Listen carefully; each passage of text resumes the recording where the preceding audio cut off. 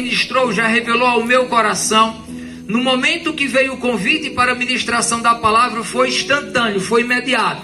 Veio o convite e no mesmo instante veio a palavra. Eita, glória! Pacote pronto. Eita. E penso eu, me conhecendo um pouco também, como costumeiramente o Senhor me usa, eu creio que 1 hora, 2 horas é tempo pouco para ministrar tudo aquilo que o Senhor tem me revelado. Eita. O tempo, deixando bem claro para os irmãos, já nos aproximamos das 9 horas da noite. Faltam 20 minutos para as 9. Eu não sei até que horas, 9h30, até as 9h30 nós estaremos ministrando aqui. Se alguém puder permanecer até este horário, glória a Deus por isso. Quem não puder e precisar se ausentar, nós vamos entender perfeitamente, não se sinta obrigado nem constrangido. A palavra do Senhor nos diz que não é por força, nem por violência, mas pelo meu espírito, diz o Senhor. E coisa boa é ter, irmãos, uma iniciativa, uma disposição para buscar e para adorar a Deus. A palavra do Senhor diz que dos altos céus Ele olha para a terra e está à procura de verdadeiros adoradores que o adorem em espírito e em verdade. E eu quero te perguntar, será que o Senhor já encontrou aqui no nosso meio algum adorador? Será que o Senhor já encontrou? Então que na tua reverência, que na tua atenção você possa estar adorando a Deus. E que você não seja apenas ouvinte, mas praticante desta palavra. Que você possa dizer como o salmista no capítulo 119: Senhor, eu guardei a tua palavra no meu coração para eu não pecar contra ti. Queridos, nada adianta eu e você estarmos aqui de domingo a domingo, de segunda a segunda, se a palavra entrar por um ouvido e sair pelo outro. Se nós não aprendermos e não colocarmos em prática, porque esta palavra, ela transforma, ela liberta. Jesus diz: conhecereis a verdade e a verdade vos libertará. Aleluia. Tem pessoas que todas as segundas-feiras, irmãos, parece uma coisa, parece meninice, parece que quer se amostrar, é cair endemoniado, é uma semana é crente, outra semana está desviado, uma semana está louvando, outra semana está louvando. Vamos parar com isso, meu amigo. Vamos parar com isso, chega! É verdade. É tempo de ser santo. A Bíblia diz: quem é santo, santifique-se mais. Quem é sujo, suje-se mais. Eita, glória! Esse é Deus. Não temos mais tempo para ficar brincando, não. Os sinais estão se cumprindo. Jesus está voltando a qualquer momento. Aleluia! Tome uma decisão de vez por todas. Eita, glória! Como é que hoje você está cantando e tocando aqui e amanhã está louvando a Satanás? A Bíblia diz que nós não podemos adorar e servir a dois senhores. Tome uma decisão hoje. Há dois caminhos, um largo e um estreito. Escolha qual é o que você quer. Nós não podemos adorar e servir a dois senhores. Então, pelo amor de Deus, tome uma decisão. Glória a Deus. Ou você vem para o evangelho, ou você vai para a macumba. Ou você fica no cristianismo, ou vai para o espiritismo. Se decida. Para o catolicismo, se decida. Verdade, Jesus. Oh, glória. O que é que você quer? Deus fiel. O que é que você quer? A tua vida, querida, é como um sopro. Aleluia. Eu quero só esclarecer um pouco, porque a pastora Cícera orou por a vida da minha esposa. Dia 13 do mês passado. Não seja supersticioso, mas coincidentemente numa sexta-feira 13. Eu estava no meu ambiente de trabalho, minha esposa ligou para mim e disse assim: José, vem às pressas, porque a Luziana, minha esposa, está com muitas dores na região abdominal e está gritando de dores. Pedi licença no meu trabalho, desci e levei ela para o hospital no período da manhã. Passou o dia sendo medicada e as dores não passavam, e a cada 1 hora era uma medicação injetável mais forte, soro e nada. No período da tarde fizeram exames de sangue, fizeram uma ultrassom e havia muitas pedras na vesícula e estava muito inflamado. E a médica disse: vamos ter que operar, porque tem muita pedra, e não diferente de quando é nos rins, que expele, né, pela urina, mas nessa região não. E ela disse: doutora, só que não está doendo aqui. Não está doendo aqui onde a senhora está dizendo que tem as pedras. Dói mais aqui e queima aqui por dentro. E ela pensou, a doutora: será que alguma pedra não se deslocou para algum outro órgão, ou se gerou uma hérnia dentro? E solicitou uma tomografia. E ao solicitar a tomografia, vocês sabem que é um exame muito preciso, mas não se viu praticamente nada de órgão dentro dela, porque estava cheio de líquido. E quando o resultado da tomografia foi sair, foi no início da noite. E já tínhamos passado por um médico plantonista da manhã, o da tarde e o da noite no hospital. E muitas dores. E quando o médico da noite recebe o resultado, chega a notícia onde nós estávamos: prepare ela para o centro cirúrgico agora. E nós ficamos sem entender. Pensávamos que ia ser medicado e voltar para casa. E daqui a pouco vai para o centro cirúrgico, como assim? Eu disse: não, eu quero conversar com o médico. E o plantonista disse assim: nós não temos médico cirurgião nesse momento no hospital. Eu já liguei e chamei 2 médicos de fora. Um veio do hospital regional para operar minha esposa e outro anestesista. E eu disse: mas por quê? E eles disseram: porque está cheio de líquido dentro e provavelmente tinha algum órgão perfurado. E nós não sabemos o que é. Se é sangue, se é suco gástrico, se é fezes. Nós não sabemos o que é. Ela está correndo risco de uma infecção generalizada e morrer a qualquer momento. E tiveram que abrir, queridos. E a cirurgia iniciou na noite da sexta-feira e terminou da madrugada do sábado. E terminando a cirurgia, ela já foi direto para a sala da UTI. E abriram toda essa região, tiraram todos os seus órgãos e começaram a examinar como se faz uma autópsia para entender o que era. E encontraram o seu estômago perfurado com 2 centímetros. E todas aquelas dores, queimação que sentia, era o ácido do suco gástrico que queimava todos os órgãos. E o médico disse que era como se fosse uma pimenta ou uma gota de limão sendo espremida sobre uma ferida aberta. Meu Deus. Dá para você imaginar o tamanho da dor? Foi o dia todo dessa maneira. E o médico disse que não sabe como ela não morreu, porque poderia ter dado infecção generalizada. Mas eu sei porque ela não morreu. Eu também sei. Aleluia. Eclesiastes capítulo de número 3. Há um tempo determinado por Deus para todas as coisas. Não é o homem, não é a ciência, não é a medicina que determina o tempo da tua morte.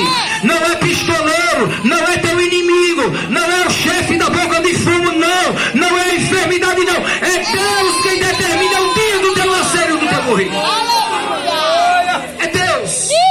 E para quem tem promessa, não morre se Deus não cumprir a promessa. Se esta for incondicional.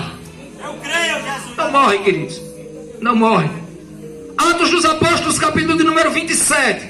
Diz que Paulo está numa viagem. E a tempestade era imensa. Muitos dias sem ver sequer a luz do sol. E nem as estrelas, nem a lua.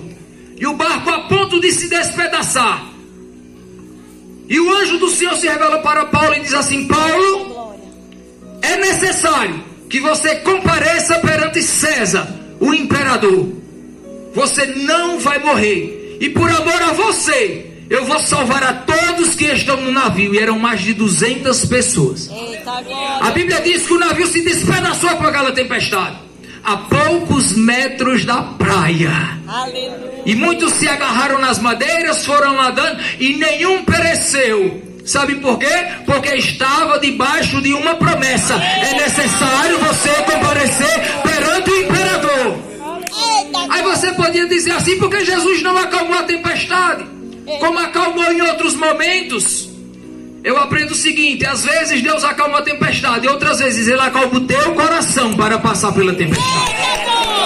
Tanto é que o apóstolo Paulo diz assim, lá no meio daquela embarcação: se levanta, parte o pão. E o pão simboliza o próprio Jesus ali presente, no meio do barco da tempestade. Aleluia. E ele diz assim: irmãos, tenham bom ânimo. Se animem, se alegre. E eu lhe pergunto: será que você tem bom ânimo no meio da tempestade? Meu Deus. Ou será que você fica capiongo, cabisbaixo, murmurando, calado? Coloca um sorriso no rosto. Aleluia. Aumenta o volume da tua garganta. Glorifique e exalta ao Senhor. Faça como disse o profeta Abacuque: ainda que não haja fruto na videira, gado no curral, o produto da oliveira seque, as ovelhas sejam arrebatadas do aprisco, todavia eu me alegrarei no Senhor.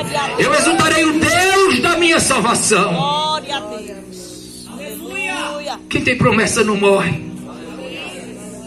E lá na sala de cirurgia, queridos, tinha uma frase que dizia assim, ou melhor, na sala da UTI, tinha uma frase que dizia assim: quem tem cicatriz tem história para contar. Eita glória. Quem tem cicatriz tem história para contar. Só de pontos internos foram 40, pontos externos 25. Ai, meu Deus. Por aí você tira o tamanho da complexidade. E diante daquela situação, eu comecei a conversar com o Senhor e fiz uma ligação. Liguei para o pastor Hélio, meu amigo, meu pai, meu espiritual, meu pastor. da primeira igreja batista do Crato. Ele entrou em oração naquele momento. Liguei para meu pastor do Templo Central, Ricardo Miguel. Ele foi imediatamente ao hospital e antes dela entrar na sala de cirurgia, ainda deu tempo ele orar por ela. E quando ele foi sair, ele disse assim: irmão José, tenha calma, tenha fé. E eu sorri para ele e disse assim: pastor, eu estou igual aos montes de Sião. Aleluia. E quem conhece o Salmo 25 sabe que o texto diz: os que confiam no Senhor são como os montes de Sião, que não se abala, mas permanece firme para sempre. Eu aprendi, queridos, como disse o apóstolo Paulo, eu tenho aprendido a estar contente em toda e qualquer situação. Aleluia. Eu sei o que é ter fartura e sei o que é ter escassez. Eu sei o que é estar acompanhado e sei o que é estar sozinho. Eu sei o que é ser honrado e sei o que é ser perseguido. E aí ele diz assim: eu posso todas as coisas naquele que me fortalece. Tu já se perguntou assim a Deus: Senhor, por que é que parece que essa luta nunca acaba? Essa prova parece que nunca tem fim. Por que é que é terminando uma e começando outra? E parece que é da mesma forma. Porque você ainda não aprendeu a estar contente. Eita, glória. Você ainda não aprendeu o que é ter confiança no Senhor, a descansar, a viver pela fé, porque o justo vive pela fé e não por vista. Aí o Senhor está te ensinando. É a escola de Jeová, é o deserto que está preparando o crente para entrar em Canaã. Aleluia. Glória. E aí eu me lembrei, meu Fabiano, quando há quase 2, 3 anos atrás, Deus usou o pastor Ricardo e disse assim para mim: estou eu amassando o barro. Aleluia. Glória. E quem conhece o processo de formação do vaso, sabe que precisa primeiro ser separado o material, a argila, o barro correto. Tem que se tirar as impurezas.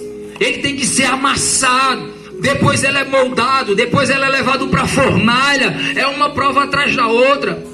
E de 2018 para cá, queridos, resumindo, só para você ter uma noção, eu tive uma embolia pulmonar, meu pulmão direito infartou, quase que morri. A medicina disse que nunca mais iria voltar a funcionar o órgão.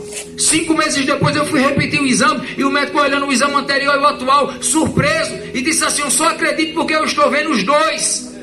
Mas eu vejo no seu pulmão como se fosse uma cicatriz, uma estria. Parece que foi feita uma cirurgia. E seu pulmão está funcionando normalmente. Glória, glória. Depois tive um rompimento dos ligamentos no tornozelo. Ia operar, mas não foi mais necessário. O Senhor sarou também. Aleluia. Depois eu tive uma trombose venosa profunda, queridos. Fiquei com sequela, problemas da circulação de sangue. Meu filho chegou aí para a UTI com síndrome inflamatória pós-Covid-19. Chegou aí para a UTI em Fortaleza. Foi desenganado pela medicina. Jesus curou. Aleluia. Glória. Livrou agora minha esposa. Em meio a toda essa situação, 9 meses de licença pelo INSS do trabalho. Quando retornar ao trabalho, recebo a notícia do desligamento da empresa. E aí? Eu vou dizer o quê? Senhor, minha vida está em tuas mãos. Eu confio no Senhor. Eu sei em quem tenho crido. O meu Redentor vive e por fim se levantará. Há 3 semanas aproximadamente atrás, estava ministrando lá na Assembleia de Deus como a 10ª, na semana profética. E quando terminou aquele culto, irmão Tony, Deus usou um vaso, chegou para mim e disse assim: estou eu moendo para extrair o melhor. E quando falou aquilo ali, o Senhor me deu uma visão.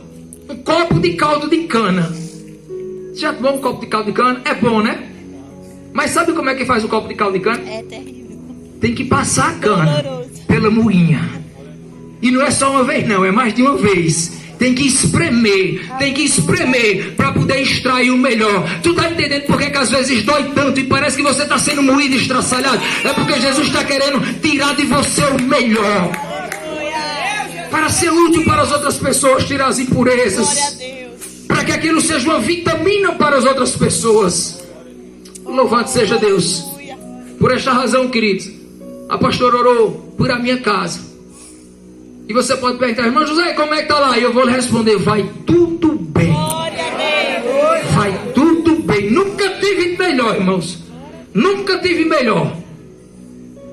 Lá no hospital, cuidando da minha esposa, levantando ela da cama, auxiliando em tudo. Em casa da mesma forma. E eu disse para ela: parece que eu estou lhe amando mais. Porque eu estou cuidando mais de você nos mínimos detalhes. Nos mínimos detalhes.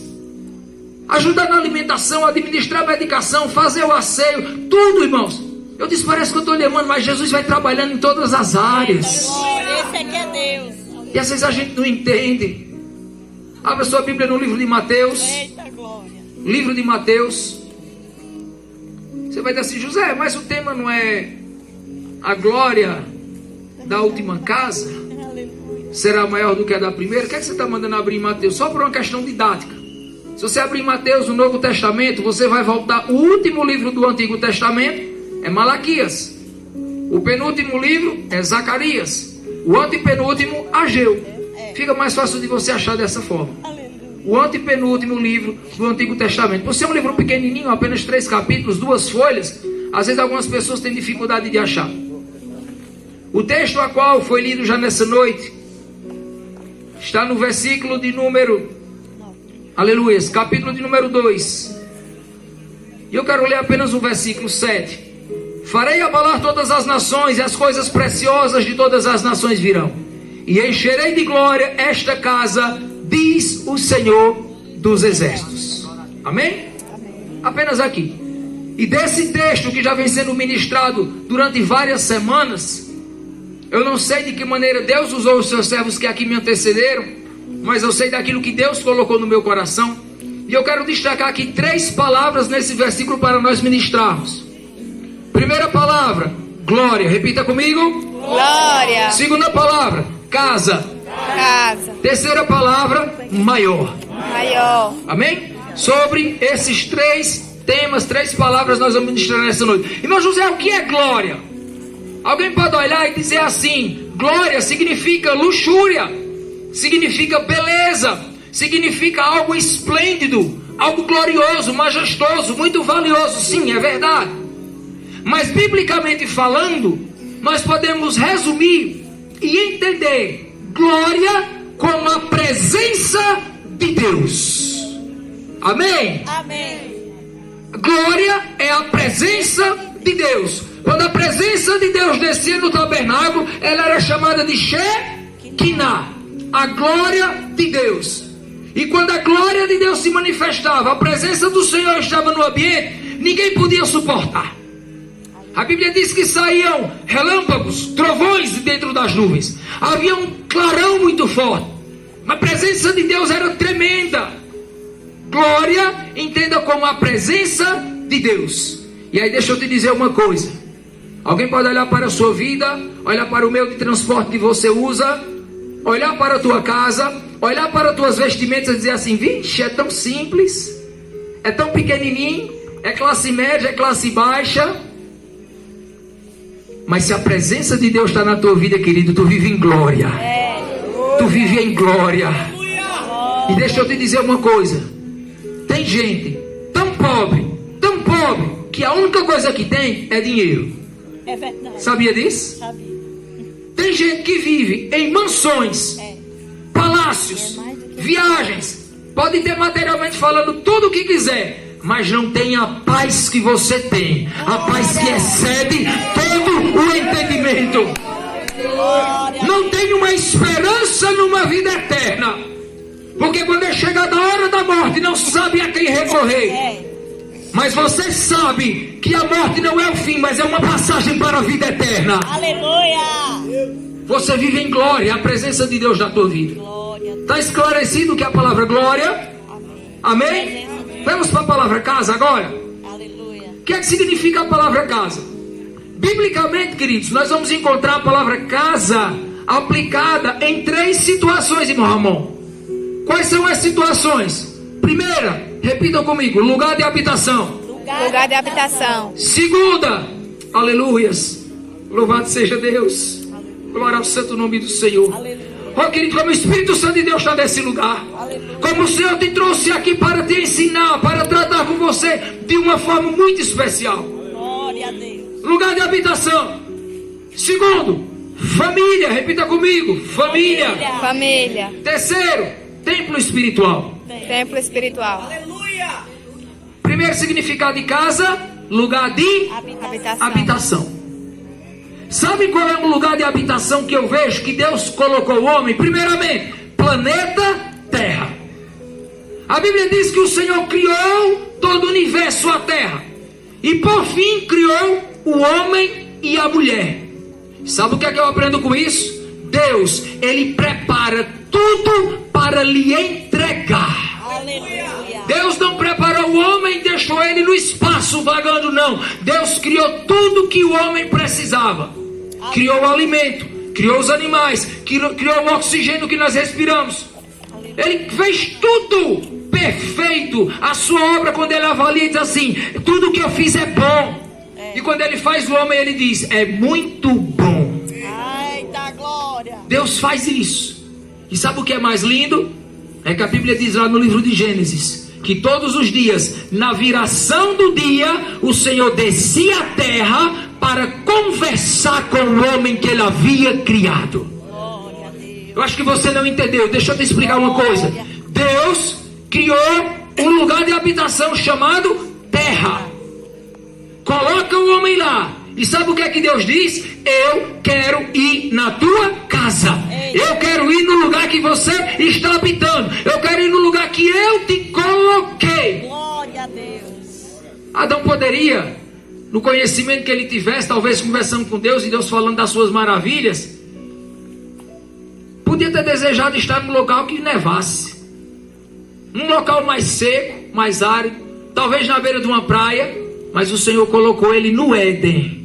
No Éden. E Deus sabia que para ele ali era o melhor lugar. Glória a Deus. Não é à toa que você nasceu onde nasceu, no lugar onde nasceu, está vivendo onde está vivendo hoje. Não é à toa que você nasceu nesta família. Ainda que você diga assim: eu não queria ter nascido nessa família. Eu não queria ter nascido nessa cidade. Deus está falando com alguém aqui agora. O Espírito Santo testifica em mim que está falando com alguém aqui agora, que tem se queixado do Senhor, mas assim te diz o Senhor: eu te coloquei neste lugar para você frutificar e fazer a diferença. Aleluias. Louvado seja Deus. Irmão José, é só em casas que Deus habita? Irmãos, tem pessoas que nem casa tem, mas Jesus mesmo assim quer um encontro com ele. Quer um exemplo? A Bíblia diz que havia um mendigo, Francisquinha, sabe aonde? Morava na rua, mendigando, cego, chamado Cego de Jericó. Assim a Bíblia relata ele. E a Bíblia diz que o Senhor vai até onde o cego estava para curar e tratar a vida dele. A Bíblia diz que havia um paralítico que estava à porta do templo, no tanque. E ele esperava o mover das águas quando o anjo descesse para ser curado há 38 anos. E Jesus chega lá, aonde aquele homem morava, no meio da rua. Ele estava na porta do templo, nem estava longe, nem estava dentro. E tem pessoas que estão assim, queridos, nos dias de hoje. Aqui dentro, parece que nem está dentro e nem está fora. E aí o Espírito Santo de Deus volta a falar da mesma forma: se decida, ou saia ou entra. Tome uma decisão. Glória a Deus. Aleluia. Porque Coxinhas em dois pensamentos: desça do muro. Jesus está falando aqui com alguém: desça do muro e tome uma decisão. Ou é quente ou é frio. Se for morno, eu vou lhe vomitar da minha boca. Eita maravilha, Jesus. Glória. Jesus chega para aquele homem e diz assim: o que é que você quer? Você quer andar? Irmão, parece uma pergunta boba. Como é que o homem é paralítico há 38 anos, Felipe? E Jesus chega para ele e pergunta assim: tu quer andar? E sabe o que é que eu entendo? É que muitas vezes o Senhor faz pergunta na qual ele mesmo já sabe.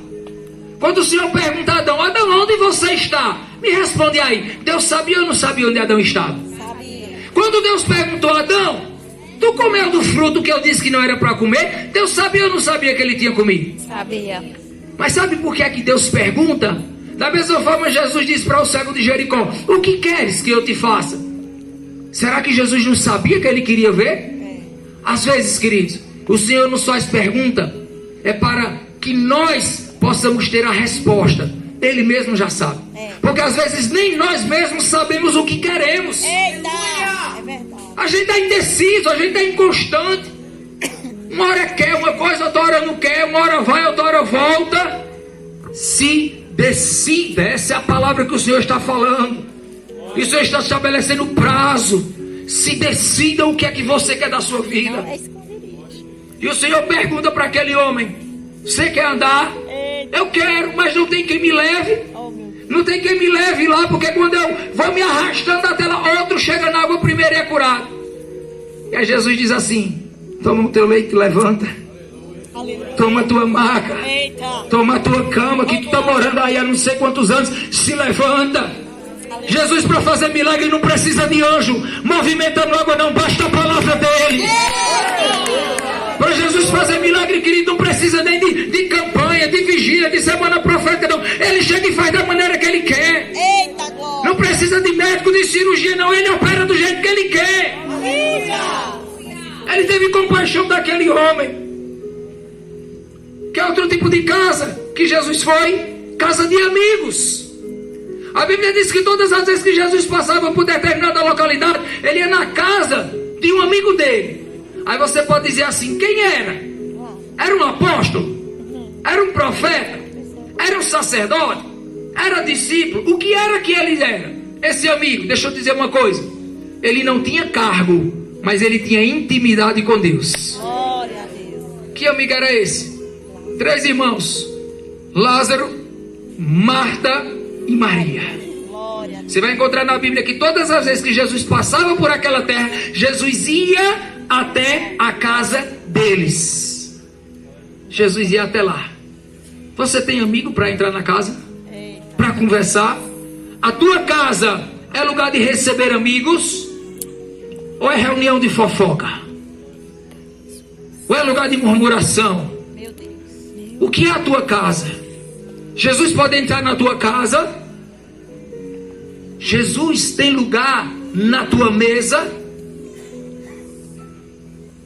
Lázaro, Marta e Maria, eles eram amigos de Jesus. E Jesus disse assim: eu já não vos chamo mais de servos, eu vos chamo de amigos, porque eu tenho vos dado a conhecer os mistérios do céu. O Senhor tem se revelado para você, querido. Uma coisa é ser criatura de Deus, outra coisa é ser servo de Deus, outra coisa é ser filho de Deus, outra coisa é ser amigo de Deus. Glória a Deus. Amigo que você pode confiar, desabafar, que você pode contar. Lembra aquele paralítico levado por 4 amigos até Jesus? Casa cheia, tenta por um lado, por outro, não consegue. Tiveram uma ideia: vamos subir pelo telhado, destelha a casa e desce ele lá. Mas eles não abandonaram seu amigo. Em todo tempo amo o teu amigo, e na angústia nasce o irmão. Seja amigo. Glória. Aprenda a ser amigo. Aleluias. E a Bíblia diz assim: sede vós, pois, hospitaleiros, porque muitos têm recebido anjos em casa e nem sabem. Você sabia disso? Você sabia que quando você recebe um servo de Deus, até os anjos estão visitando a tua casa? A presença do Senhor. Eita, glória. Mas José, isso quer dizer que Jesus vai só na casa dos mais simples, dos mendigos, dos pobres? Ei, querida, não. Deixa eu te dizer uma coisa. A Bíblia vai falar de um servidor público, cobrador de impostos, conhecido como um publicano. Sabe como era o nome dele? Zaqueu. A Bíblia diz que Jesus vai passando e diz assim: ô Zaqueu, desce depressa, porque hoje eu quero entrar na tua casa. Aleluia. Lugar de habitação. E alguém dizia assim: ele é pecador, ele é corrupto, ele rouba, cobra mais do que o que devia. E Jesus diz assim: mas eu quero ir lá. Não importa o que dizem da tua casa e da tua família, Jesus, ele quer entrar dentro da tua casa. Glória.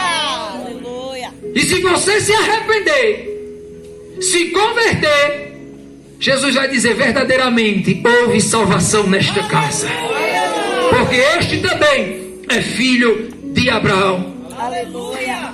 Jesus entrou na casa, irmãos, de um oficial romano. A Bíblia vai nos dizer, aleluias, que o oficial romano, ele tinha um servo dele, um empregado, e estava doente. há muitos anos. E ele manda ir chamar Jesus. E Jesus diz assim: eu vou curá-lo. E quando Jesus está se dirigindo à casa dele, que ele toma conhecimento que Jesus está a caminho, ele manda outros servos dele dar um recado. E diz assim: não entre na minha casa. Eu também sou homem de autoridade. E digo: este vai, ele vai. Este vem, aquele vem. Eu não sou digno de que tu entres na minha casa. Olha a humildade deste homem. Senhor, eu não sou digno de te receber na minha casa. E Jesus diz assim: nem mesmo em Israel eu encontrei tamanha fé. Vai, porque ele já está curado. E os servos do centurião voltam. E quando chega lá, o homem já está curado. E perguntam: que horas ele foi curado? E quando dizem a hora, foi no mesmo instante que Jesus liberou a palavra: vai, porque ele já está curado. Deus é Deus de perto e Deus é Deus de longe. Nós estamos orando aqui e Jesus já está trabalhando lá na tua casa, na tua família, nos teus empregados, nos teus colegas de trabalho, nos teus amigos. A Bíblia fala de um oficial, servo do rei. E a Bíblia diz que aquele oficial tinha um filho que estava doente. E ele diz a mesma coisa: Senhor Jesus, vai curar meu filho. Vai curar meu filho que está doente. Aleluia. Jesus diz a mesma coisa: vai, porque ele já está curado. Aleluia. Ele já está curado. Lembro-me agora da mulher que chega para os pés de Jesus. A Bíblia vai falar ela de uma mulher cananeia, da região de Tiro e Sidom, uma região cirofenícia, uma região grego-romana. E a Bíblia diz que ela chega, era de terra estrangeira, e diz assim para Jesus: Jesus, vai libertar minha filha que está horrivelmente endemoniada. E Jesus diz assim: não é lícito pegar o alimento dos filhos e dar aos cães, aos cachorrinhos. E alguém pode dizer assim: que palavra dura. Jesus estava chamando aquela mulher de cachorrinha, de cão. Mas entenda uma coisa: os judeus chamavam os gentios dessa maneira, de cães. E Jesus estava querendo dar uma lição aos seus discípulos, que também eram judeus. E aquela mulher diz assim: Senhor, mas até os cachorrinhos comem das migalhas que caem da mesa do seu Senhor. E Jesus se admira e diz assim: mulher, quão grande é a tua fé. Vai, porque a tua filha já está liberta. Jesus não foi nem lá botar a mão na cabeça dela, só liberou a palavra, e no mesmo instante houve a libertação lá. Será que você tem essa fé? De estar orando por o teu familiar aqui agora, e você crê que está acontecendo libertação lá, do teu familiar que está preso no vício, que está preso nas drogas, que está preso na prostituição, que está preso no mundo do crime, que está preso por espíritos malignos. Se você orar aqui, o Senhor já pode agir lá. Libere a palavra. Aleluia! Ô irmão, use a tua fé agora. Libere a palavra. Abra a tua boca e libere a palavra. Abençoa na vida do teu familiar. Guarda a tua fé. Usa ela. Senhor, vai na minha casa agora. Eu não sei, querido, qual é a tua necessidade. Eu não sei qual é o teu familiar. Mas libere a palavra agora. O Senhor já te deu poder. A poder da vida da morte na ponta da tua língua. O Senhor já te deu poder e autoridade. Abra a boca e use. Aleluia. E determine, declare. Você não vai determinar para Deus, obrigando Ele a fazer nada. Para Deus você se humilha, implora. Mas sobre o mal você ordena, você determina. Porque a Bíblia diz que maior é o que está em nós do que o que está no mundo. Você pode entender isso, Cris? Essas maravilhas. O Senhor foi na casa do oficial, foi na casa do mendigo, foi na casa do centurião. Jesus foi na casa do publicano. Jesus foi na casa de pessoas simples, de amigos. Jesus foi em tantas casas. Jesus foi até na casa do sacerdote, que disse assim, chamado Jairo: Senhor, vai curar minha filha porque ela está enferma, já morrendo.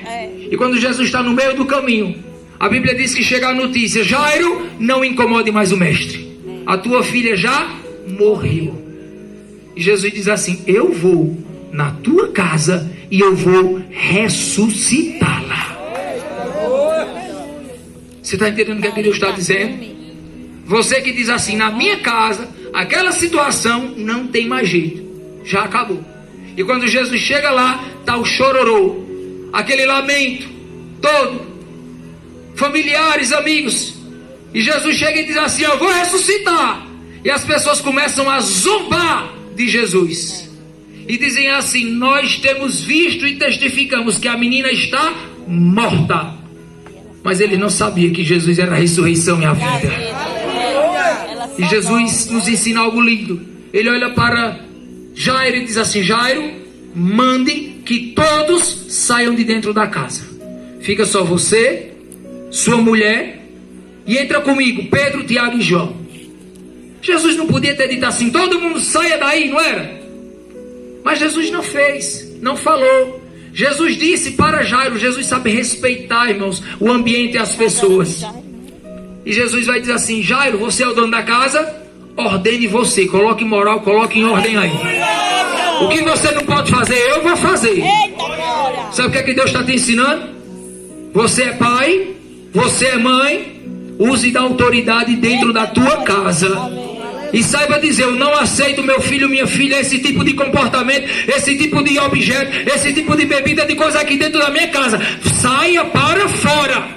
Eu não aceito, use da autoridade. E Deus vai trazer a vida novamente dentro da tua casa. Mas você tem que abrir a boca e falar. Jesus vai na casa até de gente desviada. Como assim, irmão José? Vai. A Bíblia diz que depois que Jesus ressuscitou, ele diz aos discípulos assim: fique em Jerusalém, até que do alto sejais revestidos de poder. Mas de repente 2 dos discípulos estão indo para Emaús. Lucas capítulo 24 fala isso. Jesus se coloca no meio deles e vai conversando. E mais adiante eles convidam: fica conosco, já é tarde. E na hora do partir do pão, a Bíblia diz que Jesus desaparece. Um olha para o outro e diz assim: porventura não ardia em nós o coração quando ele nos falava pelo caminho? Aqueles homens estavam se desviando da direção do local que Jesus tinha dado. A instrução era para ficar onde? Em Jerusalém. Eles estavam se desviando no sentido de ir para Emaús. Aí Jesus vai na casa dos desviados, vai no caminho com eles e diz assim: meu filho, volte, porque daqui uns dias vai descer o Espírito Santo. Eu vou cumprir a promessa. Eu tenho renovo. Vai chegar o dia de Pentecostes. Vai vir avivamento. Eu vou dar poder, unção e autoridade. Não saia da presença do local que eu te coloquei. Esse jovem aqui, fugiu a memória do teu nome agora, me perdoe. Cabelinho pintado. Sim, você. Blusa cinza aí do lado de vermelho. Espírito Santo de Deus, ministra no meu coração aqui agora. Não saia do lugar que Deus te colocou, porque dentro de pouco tempo haverá um revestimento de poder sobre a tua vida. Não faça como os discípulos de Emaús. Não queira dar uma voltinha. Não se distancie. Volte e fique aqui, porque está prestes, falta pouco tempo para o Senhor cumprir aquilo que Ele já prometeu na tua vida. Jesus visita, querido. Jesus visita até quem não conhece Ele, até quem é ateu, de certa forma. A Bíblia fala em Atos dos Apóstolos, capítulo 10, que havia um homem chamado Cornélio. Ele era conhecido pelas orações e pelas boas esmolas. E o Senhor manda um anjo na casa de Cornélio e diz assim: vá lá em Pedro, mande chamar Pedro, está na cidade de Jope, e ele vai vir aqui falar algo para vocês.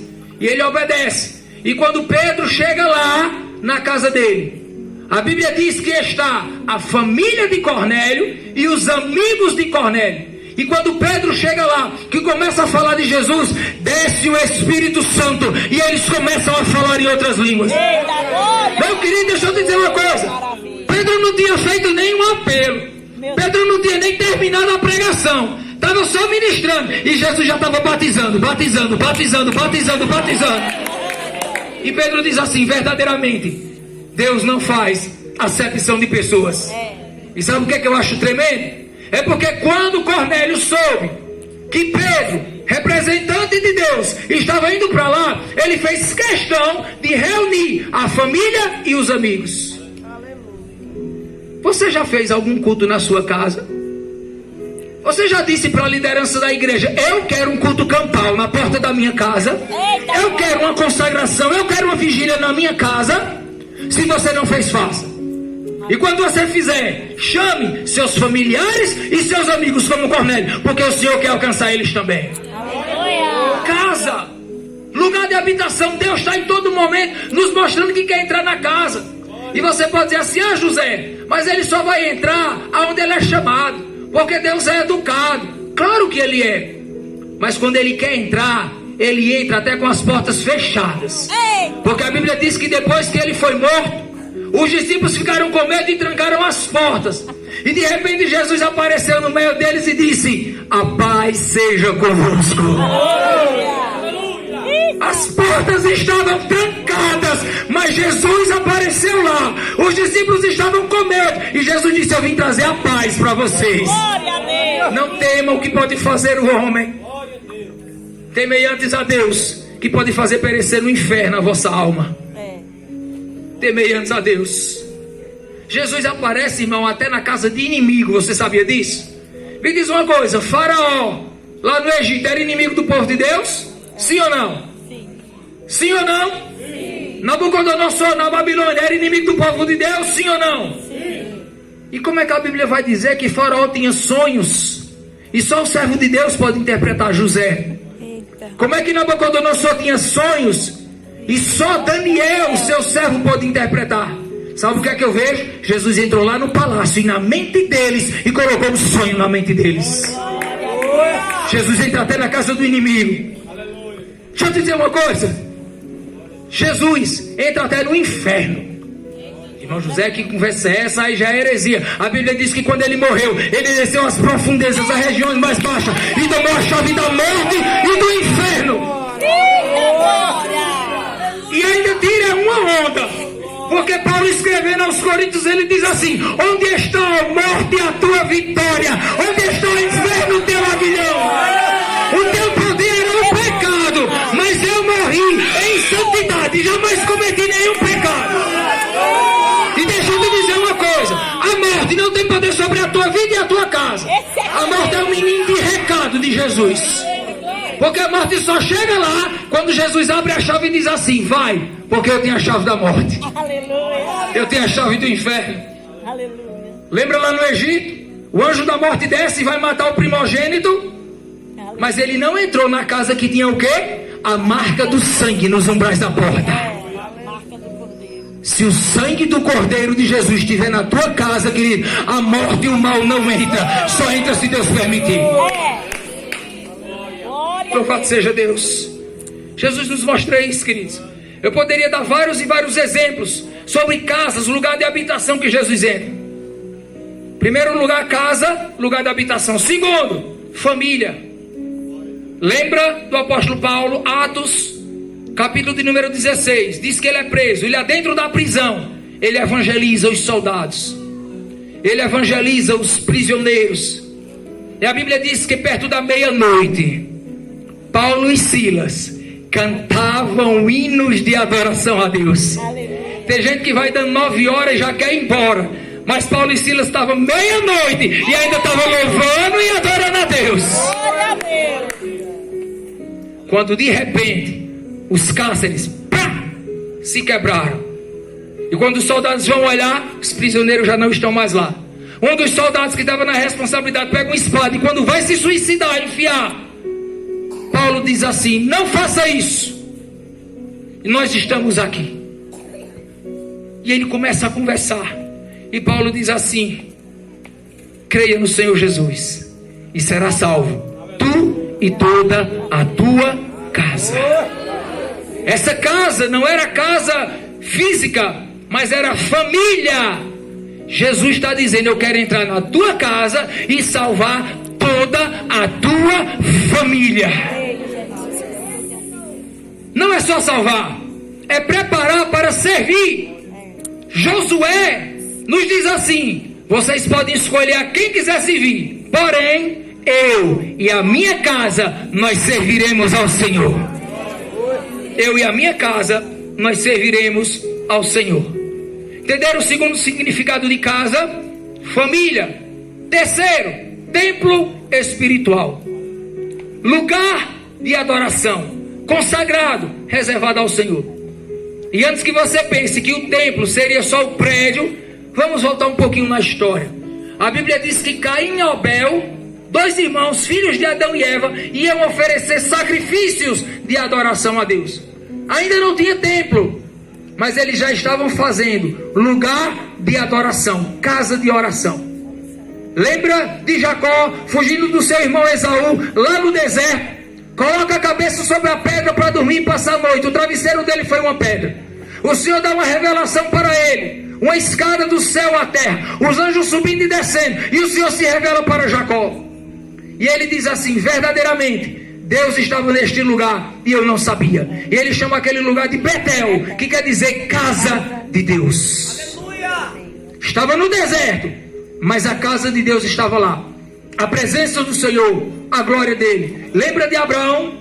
A Bíblia diz que em todos os lugares que ele ia, quando o Senhor determinou: sai da tua casa, da tua terra, da tua parentela, da tua família, vai para o lugar que eu te mostrarei. A Bíblia diz que a cada lugar que ele chegava, ele edificava um altar, um templo de adoração. Semelhantemente Elias fez. O profeta Elias edificou um altar, desafiando os profetas do inimigo. Você lembra disso? Sabe o que é que eu quero que você entenda? Aonde você chegar, no teu trabalho, na tua escola, na tua vizinhança, na casa do teu amigo, levanta um altar para o Senhor. Como é que está o altar dentro da tua casa? Como é que está? Meu irmão, eu não estou falando daquele altar que os católicos fazem, colocam na sala, aqueles elementos, aqueles objetos lá. Não, não é esse altar não. Ou até que alguns evangélicos fazem e colocam alguns objetos, alguns elementos. Não, não é isso não. Altar. Vamos para Mateus capítulo 6. Entra no teu quarto, fecha a tua porta e ora a teu pai que está em secreto. Como é que está o teu altar? Será que está empoeirado? Será que faz tempo que tu não visita o altar? Tu ainda sabe o caminho do altar? Ou será que já se perdeu? Como é que está o teu altar, a tua vida no altar dentro da tua casa? Poderia citar vários outros exemplos, irmão. Lembra quando o Senhor tira Israel do Egito? E na peregrinação Deus manda eles fazerem o quê? Um tabernáculo. Era um templo móvel. Parava num canto, monta o tabernáculo. A nuvem se movia, o povo tinha que continuar andando na direção e no tempo de Deus. O que era que acontecia? Desmonta o tabernáculo. Vai, chega mais adiante e para. Monta o tabernáculo. Altar. Casa de adoração. Aonde o povo ia, a presença do Senhor tinha que estar. Aleluia! Mês de julho está chegando, não está? Não está? Muita gente vai ficar de férias, né? Da escola, do trabalho. Alguns, se tiver uma condição, vão viajar. Deixa eu te dizer uma coisa: quando tu estiver lá na praia, não esquece que tu é crente, não. Não esquece, não. Tua pastora pode não estar te vendo, o presidente da mocidade pode não estar te vendo, mas há um Deus no céu que vê todas as coisas. Esse procurado está chegando. Hã? Não esquece que tu é crente, não. Ah, vou dar uma voltinha lá, comer um cachorro quente, ver os animais, rodar nos parquinhos com meu filho, meu sobrinho. Vá. Mas saiba a hora de voltar. Saiba entrar e saiba sair. Não perca a presença de Deus na tua vida, não. E aonde você for, deixa a luz de Cristo brilhar. Deixa Deus te usar naquele lugar. Talvez para alguém que está caído embriagado. Talvez para alguém que está desviado. Irmão, eu já vi testemunho, Deus já me usou ali naquela espocada para evangelizar. E a pessoa com o ingresso na mão, precisa entrar, diz assim: eu não vou entrar mais.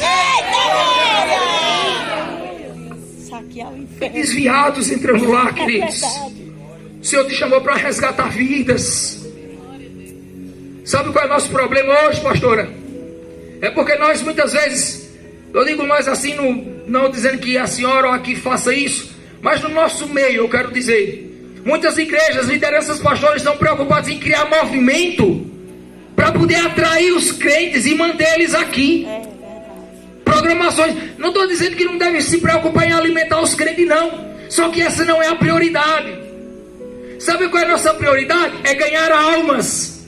Aleluia. E parece que a gente esquece isso, que eu e você, nós somos alistados para ganhar almas. Aí chega um tempo que Israel fica num lugar só. E Davi diz assim: eu moro num palácio. Olha que lugar lindo que eu moro. E Deus não tem uma casa. Eu vou construir uma casa para Deus. Olha a ideia de Davi. E aí o Senhor diz assim para ele: ô Davi, por alguma acaso eu pedi isso a você?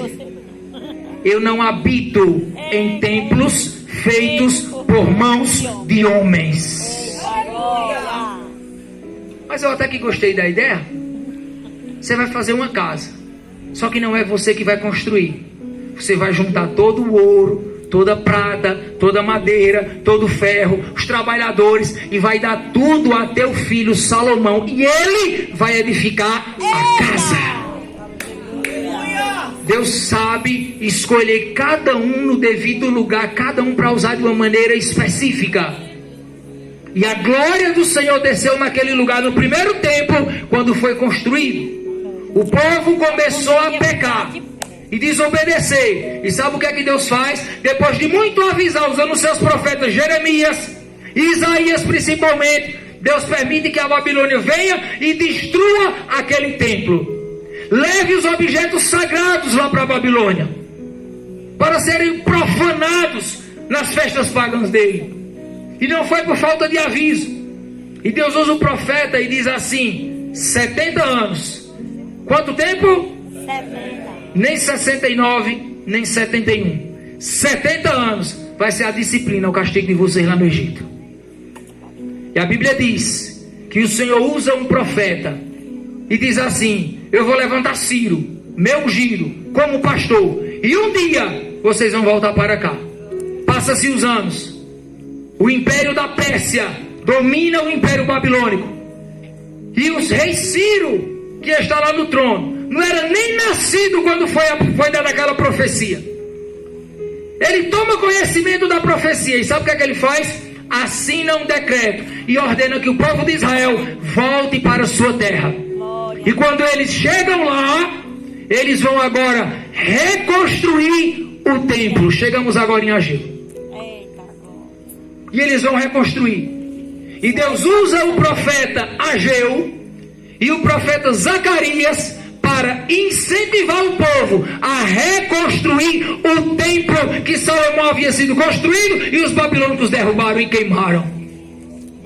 Só que tem um detalhe: quando eles estão construindo o templo, sabe o que é que acontece? De repente a obra para. Para por quê, irmão José? Porque o povo, quando voltou, foi visitar suas terras, suas casas, e começaram a parar de investir no templo e começaram a construir mansões. Aí Deus usa o profeta Ageu, ó, e diz assim: ei, por algum acaso é certo vocês morarem em casas aplainadas, bem bonitas, enfeitadas, e o templo do Senhor estando em ruínas? Sabe o que é que Deus está dizendo? É bonito tu fazer viagem, tu construir casa, tu comprar carro, todo final de semana tu lanchar, comer do bom e do melhor, o melhor perfume, mas deixar de investir na casa do Senhor, deixar de dizimar e ofertar, deixar de fazer voto, deixar de servir em primeiro lugar a casa de Deus. Deus não está dizendo que é pecado e errado você cuidar da sua casa, da sua vida, do seu bem-estar, não. Mas ele está dizendo o seguinte: não se esqueça, priorize as coisas espirituais. Glória a Deus. E aí Deus usa o profeta e diz assim: vocês recebem dinheiro e é como se colocasse num saco furado. Tu já disse assim: rapaz, como é que pode? Trabalhei o mês todo, recebi o salário hoje, não chegou nem o final da semana, não tem mais nada. Já passou por isso? Deus usa o profeta e diz assim: ó, vocês comem e não se saciam, vocês bebem e não matam a sede. Eu, Senhor, ordenei e cerrei os céus para que não chova, ordenei para que a terra não brotasse mais, nem figueiras, nem oliveiras, eu fechei. E Deus diz assim: atentem para o tempo passado. Olha o sofrimento de vocês. Eu trouxe vocês de volta e vocês não estão valorizando? Deus diz através do profeta Ageu a Josué, sacerdote, aleluias, e a Zorobabel, que era governador. Animei o povo a construir. E a Bíblia diz que o Espírito do Senhor veio sobre eles e sobre todo o povo. E eles começaram a voltar a investir na casa de Deus, no templo do Senhor. E começaram a reedificar a segunda casa, o segundo templo. E eles dizem assim, Deus usa o profeta Ageu e diz assim: suba ao monte, traga madeira, construa a casa, dela me agradarei, e o meu nome será glorificado, diz o Senhor dos Exércitos. E eu quero rapidamente, já vou finalizar, no pouco tempo que me resta aqui, poucos minutos, já extrapolando praticamente, contar um testemunho. Quando eu trabalhava no CAPS, onde a Elisângela, minha amiga, filha na fé, está ali atrás. É Débora que está ali? Deus abençoe, minha linda. Muito feliz de ver você aqui. Trabalhava no CAPS, a Elisângela era minha coordenadora. Eu estava indo para o meu trabalho de bicicleta, passando em frente ao Crato Tênis Clube ali. E eu estava na época construindo a minha casa, que eu moro hoje. E no final de semana anterior, eu tinha pegado a moto do meu irmão, andar de seminário, Vila Alta, centro, pesquisando portas de ferro, portas de madeira. Uma porta de ferro, na época, para ser colocada no lugar, em torno de R$110. A de madeira, pau d'arco, com forra, com porta, dobradiça, maçaneta, era quase R$500 a R$600. Eu ganhava R$632 por mês. Ainda hoje tem os contra-cheques lá em casa. Como é que coloca? Várias janelas e portas desse jeito. E eu peguei a bicicleta que tinha na época e indo para o trabalho, quando o CAPS era ali no bairro Pimenta, em frente ao Colégio Teodoro Teles. E eu disse assim: Jesus, eu sei que eu não sou merecedor, mas a tua palavra diz: deleita-te no Senhor e Ele concederá os desejos do meu coração. O meu desejo é que seja de madeira. Cheguei lá, quando cheguei estava tendo um grupo de musicoterapia. Na época o músico era Mantovani. Sentei lá, fiquei no cantinho, peguei essa Bíblia que eu estou usando aqui agora. E eu disse: Senhor, eu sei que tua palavra não é carta de baralho para me tirar sorte, mas unja minhas mãos e fale comigo. E abri. E quando abri aqui em Ageu, capítulo 1, versículo 8. Suba ao monte, traga madeira e edifique a casa, dela me agradarei e o meu nome será glorificado, diz o Senhor.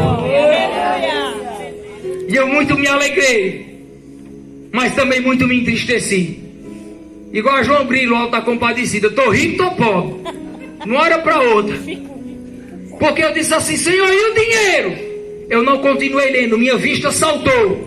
E eu li aqui no capítulo 2, versículo 8. Minha é a prata, meu é o ouro, diz o Senhor dos Exércitos. E a glória desta última casa será maior do que a da primeira. Fui no bairro São Miguel, ali atrás do Detran. Tinha a serraria de Doca na época. Encomendei a Zezinho, filho de Doca. Manda fazer, deu mais de R$3.000.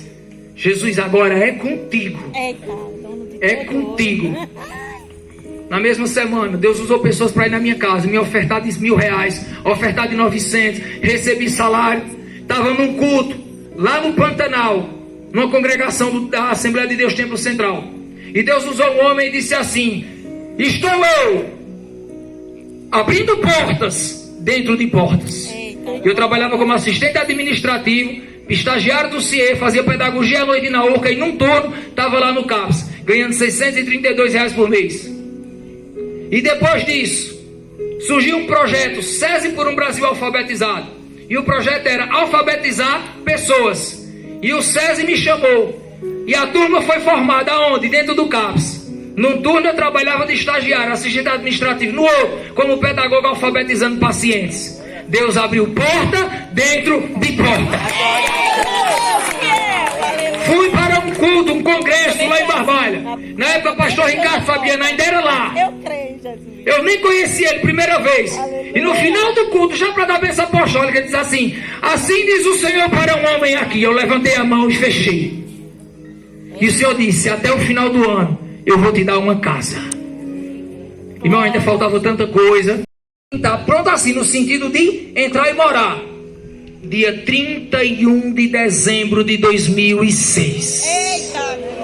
Deus disse: até o final do ano eu vou te dar uma casa. E na noite do dia 31 de dezembro eu estava saindo lá todo pintado de cal. Estava mais pintado do que as paredes, porque eu não sabia pintar. Cada passada que dava chapiscado tinta no meu olho, que ardia, menino.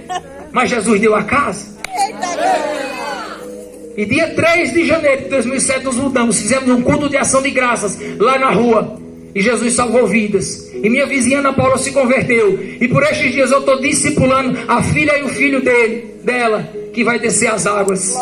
A semente tem frutificado. Aleluia. E quando as pessoas diziam, eu vou te visitar em tua casa, eu dizia, vá, mas lá é igual ao japonês. Não tem lugar para sentar não, viu? A gente senta para fazer refeição no chão. Eu acho que a Elisângela vai lembrar dessa história. Foi feita uma faxina lá do CAPS. E eu jogar um tapete fora. E eu pedi permissão a ele, peguei o tapete que ia pro lixo e coloquei lá em casa. A gente sentava para fazer a refeição no chão. Sabe o que era o assento? As latas que os pedreiros usavam, a gente virava. O piso era isso aqui, ó. Começar a saltar.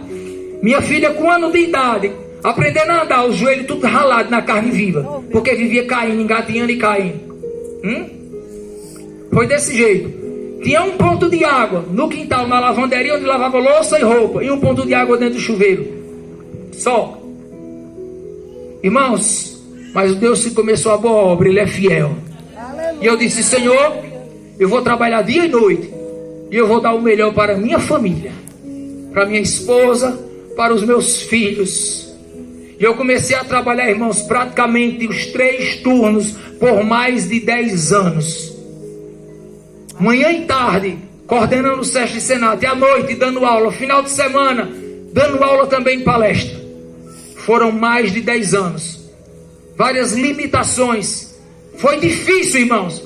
Que às vezes a pessoa vê você bem hoje, mas não sabe a tua história. Quer o que você tem, mas não tem coragem de pagar o preço. Aleluia. E eu disse, Senhor, será maior? Agora vamos entrar no maior. A glória maior não é segunda casa. O hino é cantado, a glória da segunda casa. Mas como é que o texto diz? É a glória da segunda? Como é que o texto diz? Dessa última. A glória da última casa. E sabe qual é a última casa? Não foi o segundo templo, porque ele foi derrubado pelo Império Romano. Jesus disse, não ficará aqui pedra sobre pedra. O Império Romano derrubou todo o segundo templo reedificado por Salomão. E quando o segundo templo estava sendo edificado, sabe o que é que me chama a atenção? É que Deus usou nações estrangeiras, inimigas, para mandar o ouro, para mandar a prata, a madeira, todo o material. E os samaritanos, que eram irmãos do povo judeu, estavam se opondo. Sambalate, Tobias. Às vezes Deus está te usando para construir algo, e os de fora estão te abençoando, e os de dentro de casa quer atrapalhar. Eita! Deixa eu te dizer uma coisa, querido.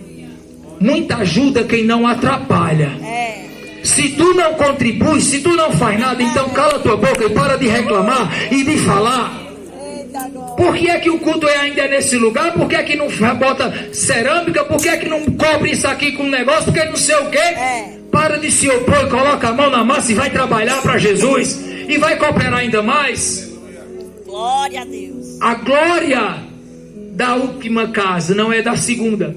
Sabe qual é a terceira casa?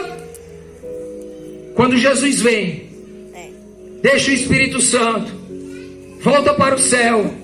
E diz o apóstolo Paulo, vocês são templo e morada do Espírito Santo. A última casa somos nós. Terceira casa, Glória a Deus. nós somos o templo e a morada do Espírito Santo. Aleluia. Qual é o cuidado que você está tendo com o seu corpo? Meu Deus. Como é que você está se vestindo? Eita. Teu corpo é santo.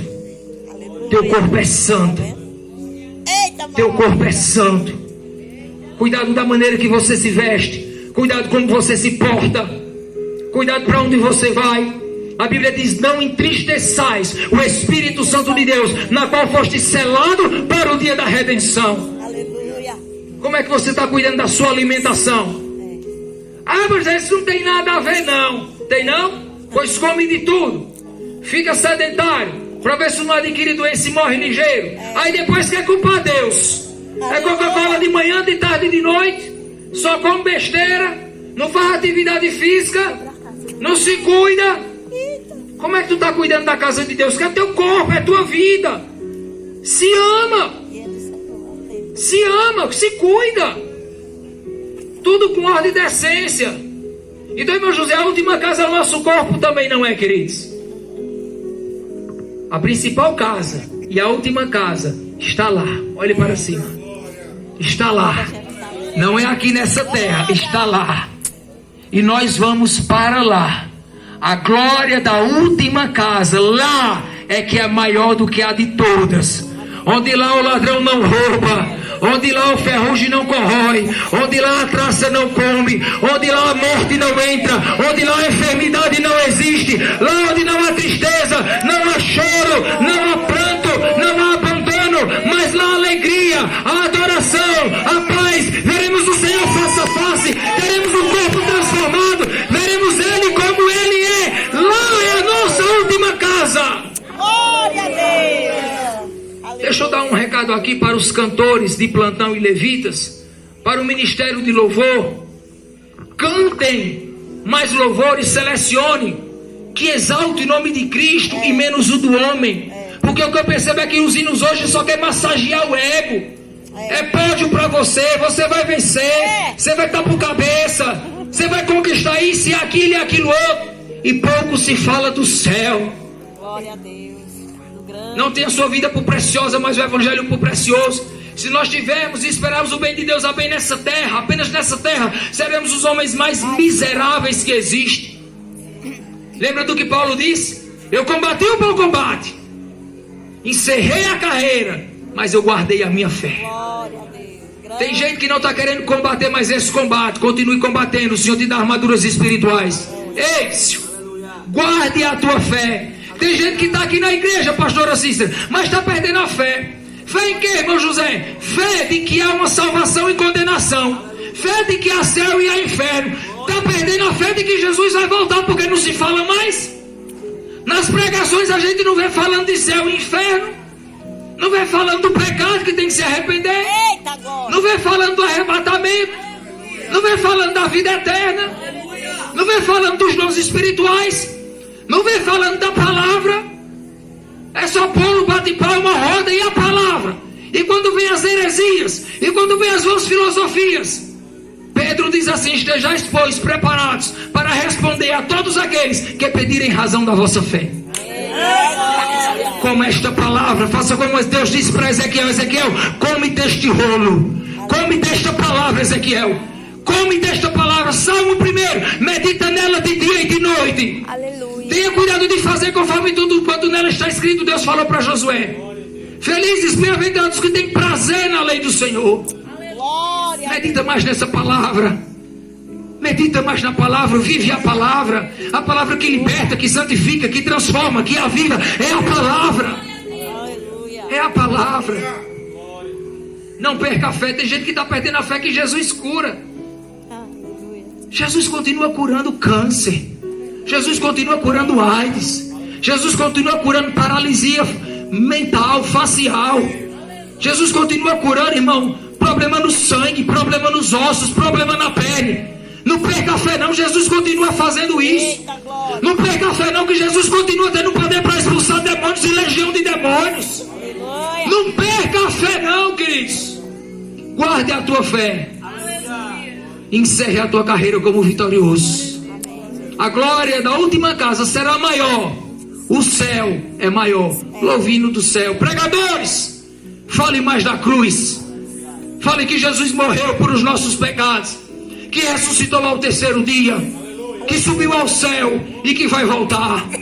Pregue a doutrina do Espírito Santo. Pregue a comunhão e o partir do pão entre os irmãos. Pregue a verdade. Viva a verdade. E a glória da última casa, esta sim, será maior. Eu agradeço a oportunidade em nome de Jesus.